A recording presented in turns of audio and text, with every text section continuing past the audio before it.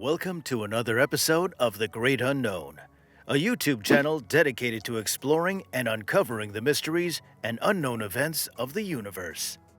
If you enjoy these types of topics, we recommend subscribing to our channel and enabling notifications. By doing so, you'll be sure to never miss any of our new and exciting videos as we continue to delve into the mysteries of the world. Today, we're diving into the fascinating subject of Antarctica, which was once a tropical paradise, and how the continent has transformed into an icy wasteland. If you were to win a trip to Antarctica today, you would likely see and experience a wide range of stunning landscapes, wildlife, and natural phenomena. Upon arriving in Antarctica, you experience a vast expanse of ice and snow that covers much of the continent, with towering glaciers and ice shelves extending out to sea.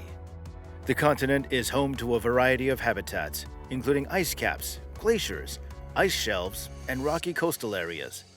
As you explore the region, you have the opportunity to see a variety of wildlife, including seals, penguins, whales, and a variety of bird species.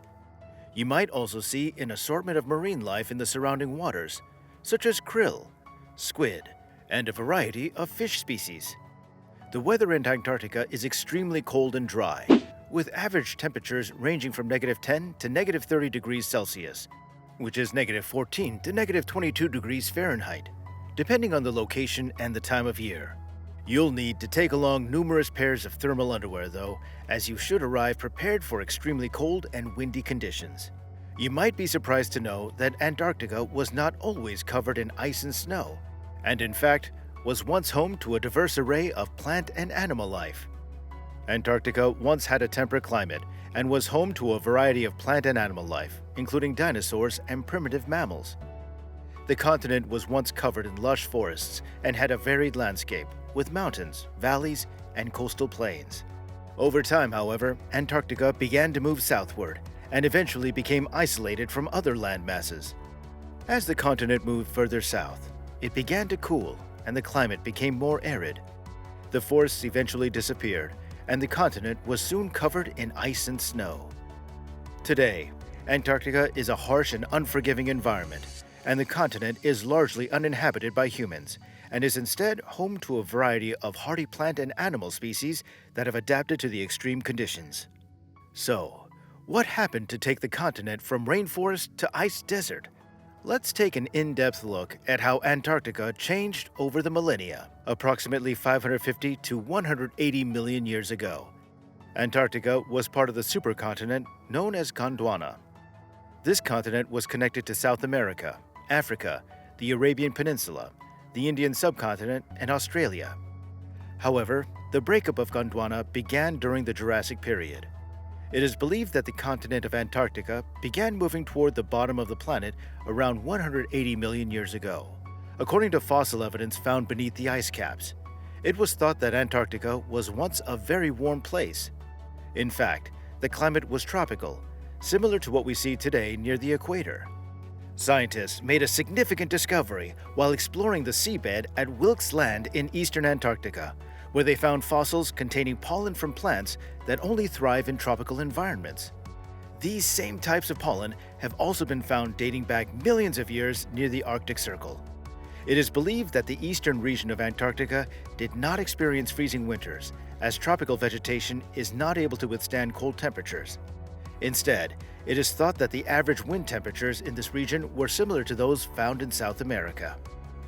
It was previously believed that Antarctica experienced high temperatures for the first time just before the Eocene period, approximately 56 million years ago.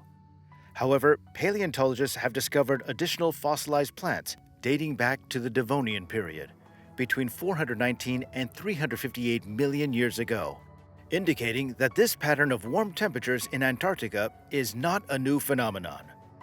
Approximately 100 million years ago, the Earth experienced a prolonged heat wave which caused a global increase in average temperature, leading to changes in vegetation. During this time, Antarctica was home to a diverse array of trees, plants, and flowers, including palm trees and relatives of the tropical baobab tree. The continent's climate was more flexible and supported a range of ecosystems during this period. At higher elevations and inland, researchers found evidence of plants that are typically found in mild rainforests, such as southern beech. The fossils discovered on the continent allowed researchers to understand how some plants were able to survive mass extinction events, while others were not.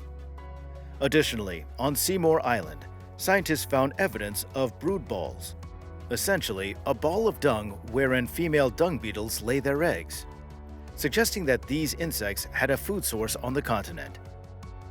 Later, remains and isolated teeth belonging to several different types of mammals in the area were found.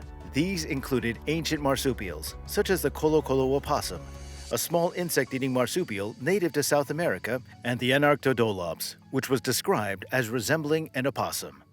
The first recorded fossil of this species was discovered in 1984.